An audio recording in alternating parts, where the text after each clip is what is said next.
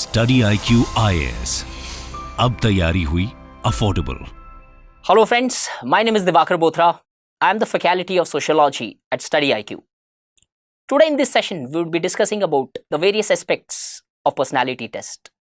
With us, we have 2021 selected IPS Raghavendra.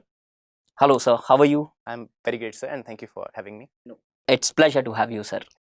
Civil services personality test is one of the important stage as far as the civil services entire journey is concerned. Correct. There are many mindsets, commonsensical understanding as far as civil services interview is concerned. People have created in their mind. Today, we'd like to know from you how to really approach this civil services interview and what should be your mindset when you appear for this interview. So, as you said, that yes, civil services interview is the most important stage, I believe, because it again decides a lot of things about your rank or whether you get into the list. Right. So, it becomes very important to understand how you are going to approach it, how you should prepare. So, I believe that from this conversation, लोगों को मदद मिले, उनकी तैयारी में उनको मदद मिले. Right, because ultimately, what matters in the interview, which I personally feel from my experience, because just I like to put this front, I appeared for 4 consecutive civil services interviews, 2007, 8, 9, and then 12, 10 and 11 I took a drop.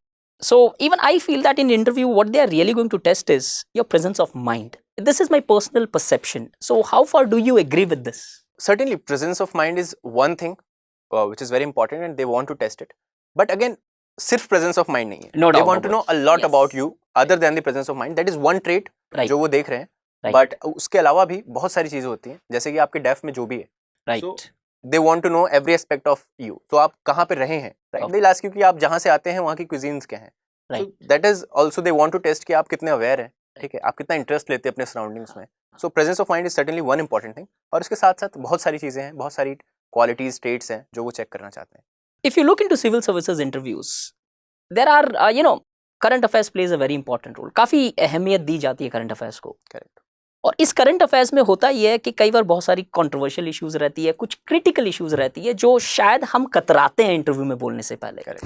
अगर normal conversation होती है तो हम शायद उन्हें अपनी opinion पे present कर सकते हैं. But here our goal is कि एग्जाम क्रैक करना है, सेलेक्ट होना है, और वो भी ऑल इंडिया सर्विसेज में जहां तक पॉसिबल हो सेलेक्ट होना. Correct. तो कई बार स्टूडेंट्स के माइंडसेट में ये रहता है कि इन कंट्रोवर्शियल इश्यूज को प्रेजेंट कैसे किया जाए, क्या ओपिनियन रखना चाहे. मेरा पर्सनल ओपिनियन एक बात है, लेकिन एक इंटरव्यू के अंदर ब्यूरोक्रेट्स के सामने where you are saying them मुझे जॉब चाहिए, तो किस तरीके से प्रेजेंट करना चाहिए. And if you can just sorry to just stop here, and if you can also explain it with a particular example, तो शायद व्यूअर्स को अच्छे से समझ में आएगा कि किस तरीके से इसे प्रेजेंट किया जा सकता है. First of all I'd like to say कि कंट्रोवर्शियल क्वेश्चंस एज सच कुछ नहीं होता है. The thing is controversial issues होते हैं, क्वेश्चंस नॉर्मल होते हैं. So what I am saying here is कि आपको बहुत सारे मिसकॉन्सेप्शंस लोगों के दिमाग में होते हैं कि बहुत अजीब से क्वेश्चंस पूछेंगे, बहुत कंट्रोवर्शियल सवाल पूछेंगे. उनका सवाल कंट्रोवर्शियल नहीं होगा. इश्यूज हमारे समाज में बहुत सारे कंट्रोवर्शियल चल रहे होते हैं, उनका सवाल उससे रिलेट करता हुआ होगा, बट वो क्वेश्चन कंट्रोवर्शियल वे में फ्रेम नहीं करेंगे. वो आपको कहीं फंसाने की कोशिश नहीं करेंगे. वो आपसे सवाल सीधा पूछेंगे. फॉर एग्जाम्पल, जैसा आपने कहा कि फार्मर प्रोटेस्ट हो रहा है. Right. Now this is again a controversial question, because अब ऐसे क्वेश्चंस को अप्रोच कैसे करना है. द थिंग इज, आप किस पोजीशन के लिए गए हैं. You are going there to be a DM, to be an SP, या ऐसे किसी भी सिविल सर्विस में आप जाना चाह रहे हैं. You are going to be a part of the government. Right. तो आप एंटी गवर्नमेंट नहीं हो सकते हैं. Right. I am not saying कि आप कहीं पे क्रिटिसाइज नहीं कर सकते हैं, but the approach to such questions, आपको क्या चीजें दिमाग में रखनी है while answering such questions are 2-3 things. Number 1, that it cannot be one-sided. ठीक है? Because again, of all the traits that they are judging, one trait is a balanced personality. Right. Someone जो किसी एक चीज को देखेगा, किसी एक इशू को देखेगा, और वो उसकी दोनों साइड्स को देख सकता है. राइट. ऐसा नहीं है कि आपने न्यूज़पेपर में एक आर्टिकल पढ़ लिया which is one-sided, it is an opinion of a person, और आप उससे इतना प्रेरित हो गए कि आपने उसी को अपना सिद्धांत बना लिया. बस यही सही तरीका है दुनिया को देखने का. तो एक ये चीज कि आपको एक बैलेंस पर्सनैलिटी आपको शो करनी है. दूसरी, again you have to be a person जो सिस्टम में फिट कर सके, जो गवर्नमेंट के साथ, गवर्नमेंट में रहकर काम कर सके. तो आप एंटी गवर्नमेंट नहीं जा सकते. क्रिटिसाइज आप कर सकते हैं, कोई एक चीज आपको लगती है तो, बट एंटी गवर्नमेंट नहीं जाना है. तीसरी, आपकी ओपिनियन इमोशन से नहीं, फैक्ट्स, आपकी रीडिंग उससे बेस्ड होनी चाहिए. आपके पर्सनल एक्सपीरियंसेस क्या रहे हैं. फॉर एग्जाम्पल, अगर आप, जैसा आपने कहा कि कोई एक पर्टिकुलर एग्जाम्पल लेकर के, तो मान लीजिए फार्मर प्रोटेस्ट हो गया या मैरिटल रेप हो गया. मे बी मैरिटल रेप पे कोई सवाल आपसे आता है, बहुत इस समय हॉट इशू है और उससे सवाल कई लोगों से पूछा गया है। अब दो चीज़ें हो सकती हैं कि मान लीजिए आप इस इशू को लेकर के बहुत पैशनेट है क्योंकि आपने मैरिटल रेप कभी अपनी फैमिली में या अपने आस पड़ोस में कहीं देखा है और इसलिए आप इसके लिए बहुत स्ट्रॉन्ग इशू व्यूज़ रखते हैं। लेकिन आपको ये समझ के जाना है कि जब आप इंटरव्यू बोर्ड के सामने बात कर रहे हैं तो आपको बैलेंस रहना है। आपको ऐसे पैशनेट इश्यूज़ के लिए डिसपैशनेट आंसर्स देने हैं जिसमें आप दोनों पक्षों की बात कर सकें, जिसमें आप ये दिखा सकें कि आप किसी इमोशंस में बह करके फैसले नहीं लेते हैं। आपकी इमोशंस आपकी सोच को पे हावी नहीं होती हैं और आप कोई भी फैसला लेंगे या आप कोई भी ओपिनियन रखेंगे वो दोनों पहलुओं को देखने के बाद होगा। तो मुझे लगता है ये 2-3 चीज़ें कि आपको बैलेंस रहना है, आपको गवर्नमेंट में काम कर सकते हैं, आपको ये शो करना है and you should be someone जो वेल रेड है। राइट। ऐसा नहीं है कि आपने आधी अधूरी या एक आर्टिकल किसी चीज़ पे पढ़ लिया और आपको लग रहा है बस यही सत्य है। तो आप एक क्यूरियस पर्सन है जो हर एक एस्पेक्ट के बारे में सोच सकता है और उसके बारे में पढ़ने की भी क्षमता रखता है। अब जैसे I just want to ask one question in this कि आपने बोला कि एक बैलेंस पर्सनालिटी होनी चाहिए, तो कहीं ना कहीं ये तो वेरी क्लियर है कि आपका कहीं ना कहीं एक आइडियोलॉजिकल बेस्ड आंसर नहीं होना चाहिए, इमोशनल बेस्ड नहीं होना चाहिए। लेकिन अब कई बार दूसरा सवाल ये आता है कि मैं हर आंसर अगर बैलेंस लेके चलूं तो कहीं वो डिप्लोमेटिक नहीं लगने लगेगा, और सपोज अगर वो डिप्लोमेटिक है भी तो क्या ऐसा तरीका है कि वो शायद उन्हें डिप्लोमेटिक नहीं लगे। यहाँ किस तरीके से इस पर्टिकुलर जाल से बाहर निकला जा सकता है? देखिए अगेन डिप्लोमेटिक होने का मतलब ये नहीं है कि आप कोई एक ओपिनियन ही नहीं रखते हो। जैसा मैंने कहा आपका ओपिनियन होगा वो बैलेंस्ड होगा। इसका मतलब ये नहीं कि आप कहेंगे सर ये भी सही है ये भी सही है। आप कहेंगे कि सर मैं ये मानता हूं पर मैं इस बात से अवगत हूं, मैं इस बात से अवेयर हूं कि इसका ये साइड भी है। मैरिटल रेप पे आपका ओपिनियन हो सकता है कि sir I believe it should be criminalised, this is the time it should be criminalised, ये आपका ओपिनियन हो गया। लेकिन आपको साथ में कहना है कि but sir at the same time we must take care of the fact कि we should try to minimize its misuse. ठीक है। तो मैं ये नहीं कह रहा हूँ कि आप कहते हो सर मैरिटल रेप आप सही और गलत बता देते हो, लेकिन आप जवाब ही नहीं देते हो जो सवाल था कि क्रिमिनलाइज होना चाहिए ही नहीं, और आप कोई स्टैंड ही नहीं ले सकते। यहाँ पे आप हाँ कह रहे हैं पर आप साथ में कह रहे हैं कि मैं जानता हूँ कि इसके दूसरे पहलू भी हैं और उनके बारे में भी हमें सोच करके चलना है। राइट। जैसे कि आपने पहले भी बोला था कि फैक्ट्स पे आंसर होना चाहिए, तो मुझे लगता है शायद वो फैक्ट्स आपको डिप्लोमेसी से बाहर निकाल सकते हैं कि अगर आपने फैक्ट प्रेजेंट जैसे मैं इसमें कहूँ तो मैरिटल रेप शायद दुनिया में सिर्फ 53 ऐसे देश रह गए हैं जिन्होंने मैरिटल रेप को क्रिमिनलाइज नहीं किया। राइट। सो अब आप ये फैक्ट का इस्तेमाल कर सकते हैं कि ऑलरेडी 100 से ज्यादा कंट्रीज मैरिटल रेप को क्रिमिनलाइज कर चुके हैं। ये आपके आंसर को वेटेज देगा कि ठीक है आप जो बोल रहे हैं आपने पढ़ा है और आप बहुत पैशनेट नहीं है कि नहीं सर आज के आज क्रिमिनलाइज करो और कोई भी केस आए उसको सत्य मान के उस पर एक्शन लो। आप कहते हैं कि भैया दूसरा साइड भी है और हमें वो भी देख करके चलना है, बट आपका ओपिनियन है कि ये क्रिमिनलाइज होना चाहिए। ठीक है। डिप्लोमेटिक नहीं होना है कि सर पता नहीं मुझे कि हो जाएगा तो सही है, नहीं हुआ तो भी सही है। आपको स्टैंड लेना है बट आपको ये दिखाना है कि आप दूसरे पहलुओं से भी अवगत हैं। ठीक है। और जैसे और भी कुछ चीजें होती है कि कई क्वेश्चंस ऐसे होते हैं जो शायद डायरेक्टली पॉलिटिक्स से कनेक्ट कर लिया जाए, तो वैसे क्वेश्चन को कैसे हैंडल करना चाहिए? जैसे एग्जांपल मैं दे देता हूं just to make it clear कि कई बार हम रिलीजन और पॉलिटिक्स को जोड़ देते हैं। जैसे आप इलाहाबाद से बिलोंग करते हैं जहां तक मुझे पता है, तो इलाहाबाद का नाम भी प्रयागराज चेंज किया गया था। तो अगर ऐसा ही कुछ क्वेश्चन पूछ लिया जाए जो डायरेक्टली हो सकता है उधर कनेक्ट कर लिया गया है, तो उसको कैसे हैंडल करोगे कि क्या प्रयागराज चेंज करके कुछ फायदा होगा या कुछ फायदा हुआ उसका? देखिए अगेन ऐसे क्वेश्चंस का कोई सही जवाब नहीं होता है। ठीक है, आप क्या सोचते हैं और एक बैलेंस आंसर आपको देना होता है।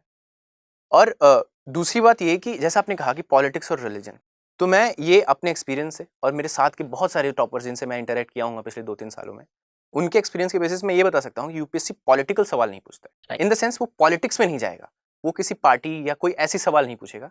वो सवाल जो पूछेगा वो पॉलिटी पे पूछेगा और आपको जवाब देते वक्त भी यही दिमाग में रखना है। तो आप अगर इस जैसे आपने कहा कि नेम चेंज, मैं इलाहाबाद से हूँ, इलाहाबाद का नाम प्रयागराज रखा गया और मुझसे कुछ एक मॉक इंटरव्यूज में ये सवाल पूछे गए। ठीक है, अब इसका जवाब अगर मैं देता हूँ तो मुझे ये ध्यान रखना है कि मुझे इस आंसर को डिस्पर्सनलाइज करना है। फॉर एग्जाम्पल मैं ये नहीं कहूँगा कि BJP change the name from Allahabad to Prayagraj, मैं कहूँगा कि the ruling government change it. ठीक है, मैं फिर ये नहीं कहूँगा कि कांग्रेस अपोज्ड इट, मैं कहूँगा द ऑपोजिशन अपोज्ड इट। तो आपको नाम नहीं लेना है, इसको पॉलिटिकल नहीं बनाना है। वो भी आपसे पॉलिटिकल डिस्कशन नहीं चाहते हैं। अगेन वो क्वेश्चंस पूछेंगे पॉलिटी से। ठीक है, now this is about governance, this is about the role of government, this is about democracy. तो आप जब इसका जवाब देते हैं तो आपको इसी चीज को दिमाग में रख करके करना है कि कहीं ना कहीं वो बीजेपी की मैनिफेस्टो का पार्ट था, द रूलिंग पार्टी की मैनिफेस्टो का पार्ट था। लोगों ने उस मैनिफेस्टो को वोटिंग किया है और एक ruling government which is well within its rights, constitutional power है उसके पास वो चेंज करने का, एंड एक ड्यू प्रोसेस के थ्रू वो नेम को चेंज किया गया. So I believe sir, as far as the constitution and the law is suffice, I believe any such step is in the right direction. So that means कि हर एक word को हमें काफ़ी वेट करके सोच और समझदारी के साथ पुटअप करना है, ताकि उसकी मल्टीपल इंटरप्रिटेशन वो नहीं हो जो हम नहीं चाहें. बिल्कुल, मतलब जैसे ही आप कहते हैं कि बीजेपी ने सर ये किया, राइट. वो पूछेंगे अच्छा तो आपको लगता है कि बीजेपी हिंदू मुस्लिम में बंटवारा चाहती है. अब आपने ही वो सवाल इनवाइट कर दिया. सही बात. They don't want that. मैंने अपने दोस्तों के एक्सपीरियंस से जितना सुना है, मुझसे कभी कोई ऐसा कोई पॉलिटिकल सवाल नहीं पूछा गया. और कुछ एक लोगों के एक्सपीरियंसेस ऐसे रहे हैं कि उनसे जब किसी एक बोर्ड मेंबर ने कोई एक पॉलिटिकल सवाल पूछना चाहा, चेयरमैन ने कह दिया कि आप ऐसे सवाल नहीं पूछेंगे. अच्छा. सो उनको क्लियर डायरेक्टिव्स हैं कि आपको कोई भी पॉलिटिकल, या जैसा मैंने कहा, सवाल कंट्रोवर्शियल नहीं होता है. कंट्रोवर्शियल इश्यूज पे क्वेश्चंस आएंगे, लेकिन सवाल कंट्रोवर्शियल नहीं होगा. सवाल स्ट्रेट फॉरवर्ड होगा, आप क्या सोचते हैं. जैसे अभी आपने एग्जाम्पल में जैसे यूज किया एक पॉलिटिकल पार्टी का नाम, तो कई बार क्या है कि अभी जैसे मॉक की तैयारी करते हैं या फिर जैसे जो जो लोग एस्पिरेंट सिविल सर्विसेज की तैयारी करते हैं, एक चीज़ बहुत एक्सेप्टेड हो चुकी है कि जितने मॉक्स होते हैं सब ये बोलते हैं कि अपना इंटरव्यू खुद डिसाइड करो. ये अपना इंटरव्यू खुद डिसाइड करने का मतलब क्या, क्या इसको थोड़ा सा डिकोड कर सकते हैं आप? देखिए, इसका मतलब यही होता है कि आप जो भी जवाब दे रहे हैं, हाँ. उसको एक बहुत कॉन्शियस वे में दीजिए, ताकि उसमें से सवाल निकले. ठीक है. अच्छा. अगर मैं एग्जांपल लूं तो अक्सर आपसे पूछा जाता है आपके इंट्रोडक्शन के दौरान ही कि define yourself in 1 minute. Okay. तो अब आप 1 मिनट में क्या बोलने वाले हैं. देखिए, आपका डैफ उनके सामने है. राइट. वो नहीं, उनको कोई ज़रूरत नहीं है आपसे ये सवाल पूछने की. आपका सारी इन्फॉर्मेशन उनके पास फैक्ट शीट में सामने पड़ी हुई है. बट वो आपसे पूछ रहे हैं कि आप क्या सोचते हैं, आप कौन हैं. और आप क्या सोचते हैं, आप कौन हैं, इसका जवाब आप जब दे रहे हैं तो आपको ये ध्यान देना है कि आप किन चीज़ों को लेकर के बहुत कॉन्फिडेंट हैं और किन चीज़ों को लेकर के आप शायद उतने कॉन्फिडेंट नहीं हैं. इसका मतलब कि आप कहाँ से सवाल ज़्यादा चाहते हैं और कहाँ से शायद थोड़ा कम चाहते हैं. फॉर एग्जाम्पल, मैं अपनी इंट्रोडक्शन में बताऊंगा सर मैं यहाँ से हूँ, मैंने ये किया है, मैंने वो किया है, सब चीज़ें बताऊंगा. अब अगर कोई एक चीज़ है जिससे मैं जवाब चाहता हूँ, मान लीजिए मैं गिटार, आई प्ले गिटार, ठीक है, Right. और मैं चाहता हूँ कि गिटार से सवाल आए क्योंकि मैं बहुत अच्छे से प्रिपेयर्ड हूँ. तो अब इंटरव्यू डायरेक्ट करने का यही मतलब होता है कि मैं जब गिटार के बारे में मेंशन कर रहा हूँ तो मैं कुछ इस तरीके से मेंशन करूँ कि वो उनको नोटिस हो जाए और कोई ना कोई मेंबर वहाँ से सवाल पूछे, क्योंकि मैं उसके लिए प्रिपेयर्ड हूँ. इसी तरीके से आप फॉर एग्जाम्पल, अगर मैं कॉन्फिडेंट नहीं हूँ तो मैं कहूँगा सर आई प्ले गिटार. वहीं अगर मैं कॉन्फिडेंट हूँ तो मैं उसको और थोड़ा सा एक्सपेंड करूँगा. Sir I also play acoustic guitar, I have been playing since 6 years, I have also performed in some live performances, I have also performed live in college. तो अब मैंने इसको डिकोड किया, यहाँ से एक सवाल आएगा पक्का. अब यहाँ से वो शायद लाइव के ऊपर पूछने लगे या Definitely. आपके एक्सपीरियंस पे पूछने लगे, तो Definitely. यहाँ से अब आपका शायद इंटरव्यू वो हो जाएगा जो आप चाहते हो, जो आप तैयार हो. बिल्कुल. एंड आई थिंक ये तो बहुत बढ़िया सिचुएशन हो सकती है किसी भी एक इंटरव्यू के अंदर. मतलब स्कोर सबसे बेस्ट है कि अगर आप Right. जो पूछ के गए, जो प्रिपेयर करके गए, वही आपसे पूछा जाए. तो मुझे लगता है जब ये कहा जाता है कि अपने इंटरव्यू को आप डिसाइड करते हैं या डायरेक्ट करते हैं, तो उसका यही मतलब होता है कि आप अपने जवाबों में उनको सवाल दे रहे हैं. आप अपने जवाबों में उनको ऐसे कुछ क्लूज दे रहे हैं जहाँ से सवाल बनते हैं. और ऐसा बिल्कुल होता है कि वो आपसे कॉन्वर्सेशन करना चाहते हैं, आप एक जवाब देते हैं, वो सुनते हैं, फिर वहाँ से कुछ और एक सवाल आता है. अगर आप बिल्कुल डिसइंटरेस्टेड जवाब दे रहे हैं कि आप फैक्ट्स और सारी बातें कर रहे हैं, तो फिर वो हर सवाल अलग होगा. Right. एक कॉन्वर्सेशन नहीं होगी वो. Right. तो इस तरीके से और वो हो ये भी हो सकता है शायद जो आपको नहीं आ रहा वो सवाल हो. एग्जैक्टली. अगर आप बिना सोचे समझे कोई चीज़ बोल देते हैं Right. कि सर मैंने अब 1 मिनट में आप जैसा कहा कि डिफाइन करने के लिए, अब अपने कॉलेज में सर मैंने ये भी किया था. मान लीजिए आपने कोई कोर्स पे आपने वहीं कोई सर्टिफिकेट ले लिया था. Right. सर मैंने AI पे भी सर्टिफिकेट लिया. अब आपने AI पे सवाल इनवाइट कर दिए और आप श्योर नहीं थे, तो इसलिए जब आप जवाब दे रहे हैं तो थोड़ा सा 1 सेकंड 2 सेकंड सोच करके कि मुझे क्या नहीं बोलना है, वो ध्यान रखिए कि आप खुद से ऐसा कोई उनको सवाल ना दें जिसका आप जवाब नहीं जानते. तो इंटरव्यू में अगर हम देखें, अगर हम थियोरटिकल डेफिनेशन एक इंटरव्यू की निकालें तो वो आती है कि it's a guided conversation between 2 और मोर पीपल.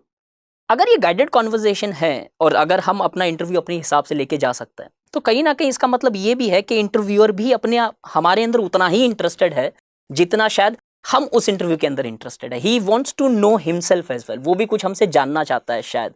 आपका क्या कहना है इसके ऊपर कुछ? मेरे 2 इंटरव्यू एक्सपीरियंसेस से मैंने ये सीखा है कि जो 5 लोग वहाँ बैठे हैं वो बहुत दिलचस्पी से आपको जानना चाहते हैं.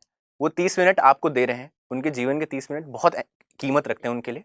तो अगर वो दे रहे हैं वो 30 मिनट, तो वो चाहते हैं कि आपका बेस्ट वो जान पाएँ.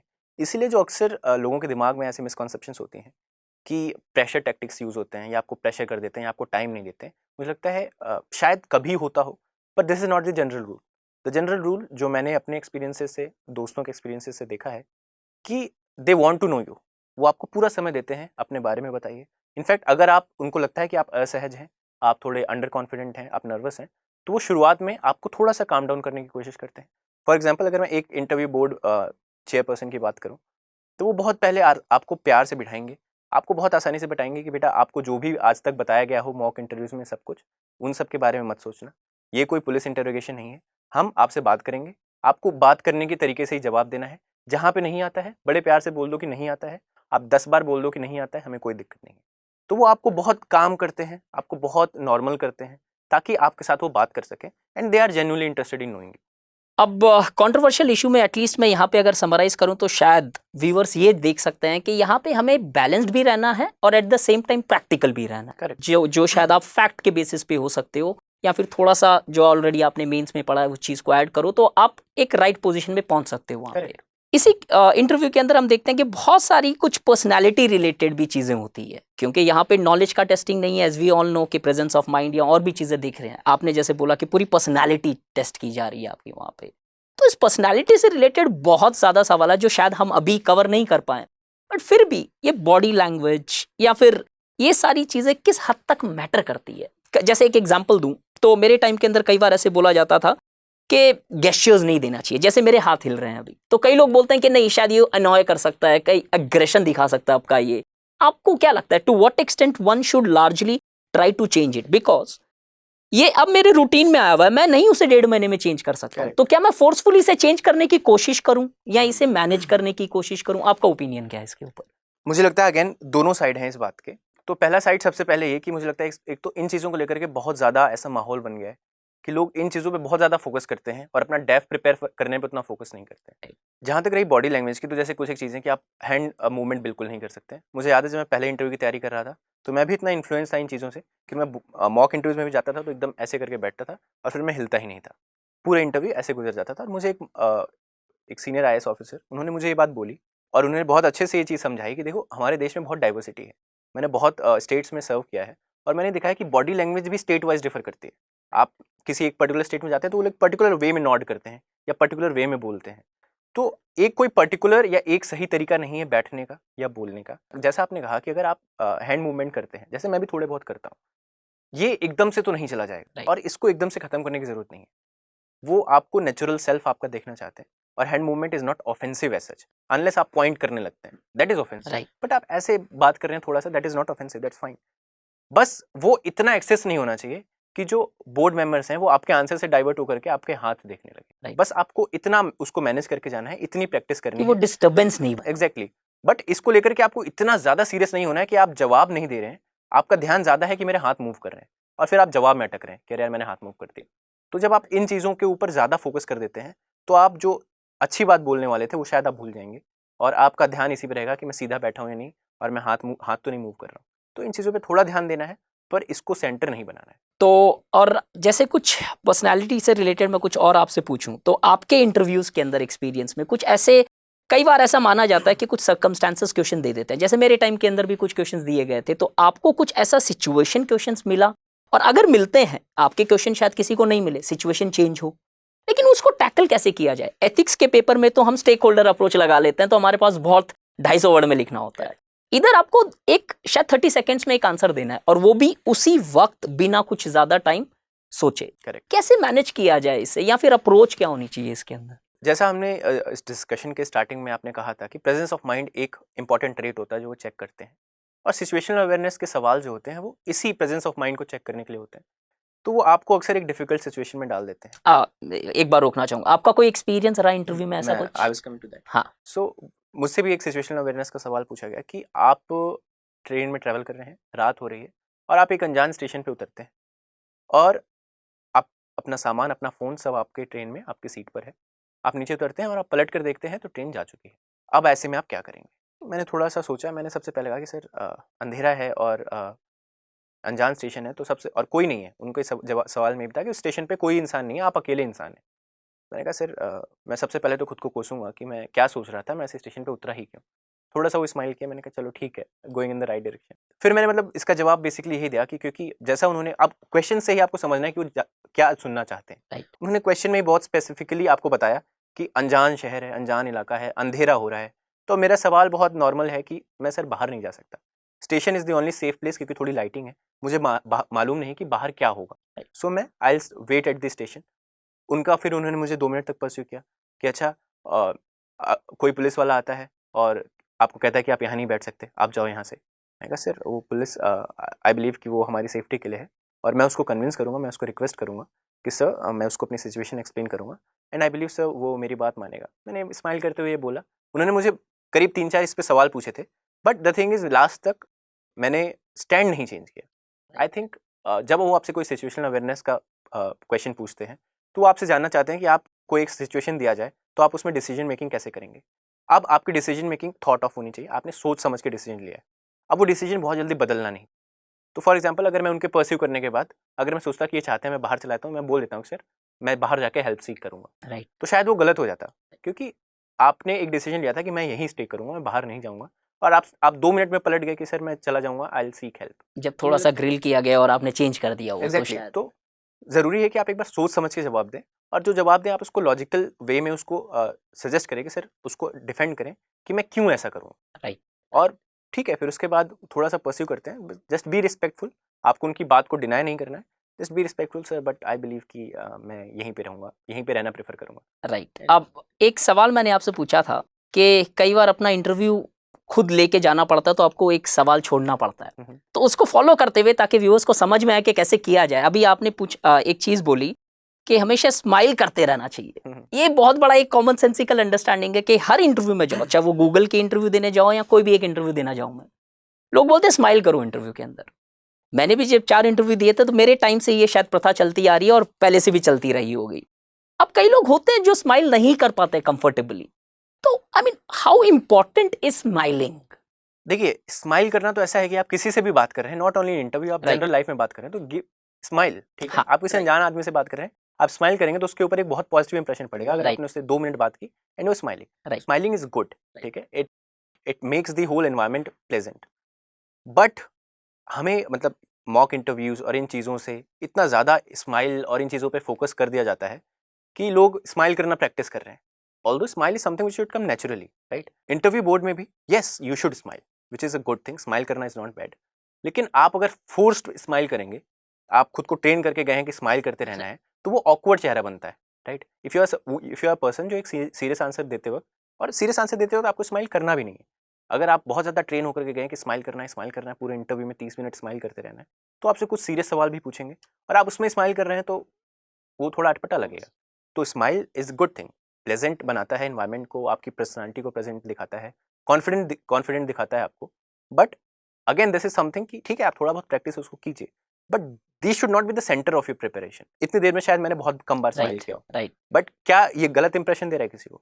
नहीं। तो वही same thing happens to them, वो भी आपसे बात कर रहे हैं, जहाँ पे स्माइल करने की जरूरत है आप स्माइल करें। ऐसा भी नहीं होना चाहिए कि वो कई बार वो आपसे जोक क्रैक करना चाहते हैं, आपसे कुछ लाइट कॉन्वर्सेशन करना चाहते हैं शायद आपको कंफर्टेबल करने के लिए, लेकिन अगर आप वहाँ पे भी स्माइल नहीं कर पा रहे हैं तो वो समझ जाते हैं कि आप बहुत ज़्यादा नर्वस हैं, right, you are not confident person, right. तो I think this is how you have to look at it. So that means smiling is important but you have to be careful how you smile, कैसे करना और किस circumstances पे करना। आपको वो emotional intelligence जो हम एथिक्स में पढ़ते हैं शायद उस तरीके से यू वुड हैव टू बिल्कुल, प्रेजेंट मतलब योरसेल्फ। मतलब कोई सीरियस क्वेश्चन या ऐसे पूरे 30 मिनट आपको स्माइल नहीं करना है, तो उस हिसाब से आप मत सोच करके जाइए कि smiling personality is good, but again this is not the thumb rule.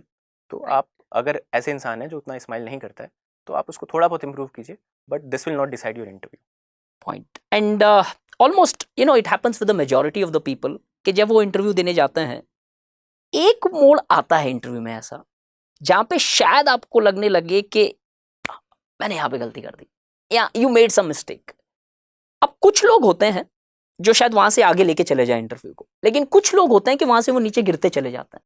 तो क्या ऐसा मोड़ जब आता है तो should you give it up there, और even if you are giving आपको वहां पे दिखाना चाहिए कि you should give it up? ये बहुत ज़रूरी है, और मुझे लगता है आपसे कुछ एक 25 से 30 सवाल पूछे जाते हैं, उसमें कुछ बहुत बेसिक से सवाल होते हैं, आपके ग्रेजुएशन से कोई सवाल आ गया मान लीजिए, और कई बार आपको नहीं मालूम है, which is not a good thing honestly, आपको बहुत अच्छे से प्रिपेयर्ड होकर जाना चाहिए, राइट। लेकिन अगर आपको कोई जवाब नहीं आता है so it is completely acceptable कि आप बोल देंगे I am sorry sir, I read on it, I am not sure about it right now, that's fine.